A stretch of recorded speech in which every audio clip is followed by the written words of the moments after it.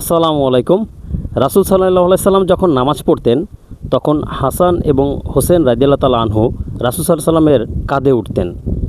হ্যাঁ, কথাটা বলার পিছনে একটি কারণ আছে। কারণটি হচ্ছে, আমরা যারা মসজিদে সলাৎ পড়তে যাই তারা প্রায়ই দেখি যে মসজিদে যখন বাচ্চারা আসে, ছোট ছোট বাচ্চারা, তখন কিছু মুরব্বি আছে যারা মসজিদে এই বাচ্চাদের আসা নিয়ে অনেক বেশি চিল্লা চেঁচামেচি করে। বাচ্চাদের মসজিদে আসা নিয়ে অনেক কথাবার্তা বলে। তো কেন বাচ্চাকে মসজিদে আনা হলো, গার্ডিয়ানকে, এরকম নানা রকম প্রশ্নের সম্মুখীন হতে হয়।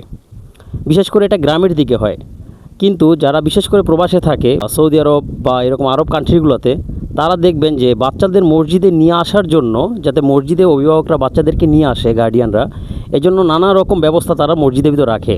যেমন বাচ্চাদের জন্য চকলেট রাখে, জুস রাখে, পানি রাখে, যাতে বাচ্চারা মসজিদে আসে। মসজিদটাকে তারা তাদের দ্বিতীয় ঘর মনে করে, সেখানে এসে তারা খেলাধুলা করে। এখন বিষয়টা হচ্ছে, আমি যেটার জন্য আলোকপাত করতে চাচ্ছিলাম বা বলতে চাচ্ছিলাম, সেটা হচ্ছে যে মসজিদে যদি বাচ্চারা না আসে, আজকে যদি বাচ্চারা মসজিদে না আসে, তাহলে আপনি নিশ্চিত থাকেন যে ভবিষ্যতে আপনার মসজিদগুলো মুসল্লি শূন্য হয়ে যাবে।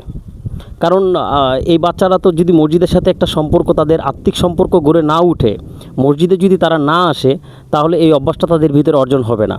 তারা মসজিদে না আসার দরুন মসজিদের প্রতি যে ভালোবাসা, এটা তাদের ভিতরে কাজ করবে না কখনো।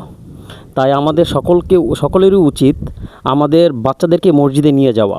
হ্যাঁ, তারা একটু নয়েজ করবে, একটু চিল্লাচিল্লি করবে, দৌড়াদৌড়ি করবে, এটা বাচ্চাদের নেচার, এটা আপনি ছোটোবেলাও করেছেন। সো আমরা যেন এই বিষয়টা মাথায় রাখি। আর যাদের বাচ্চা আছে, অবশ্যই তারা বাচ্চাদেরকে মসজিদে নিয়ে যাবে। একেবারে যে ছোট বাচ্চারা আছে, যাদের বয়স 2 বছর 3 বছর, যারা এখন পর্যন্ত হয়তোবা পোষা পায়খানার কথা বলতে পারে না, তাদের জরুরতের কথা, তাদেরকে হয়তোবা না নিতে পারেন। কিন্তু যে বাচ্চাগুলো একটু বুঝে, 4 বছর 5 বছর 6 বছর, এই বাচ্চাগুলোকে আপনারা মসজিদে নিয়ে যাবেন। সবাই ভালো থাকবেন, সুস্থ থাকবেন, আমার জন্য দোয়া করবেন।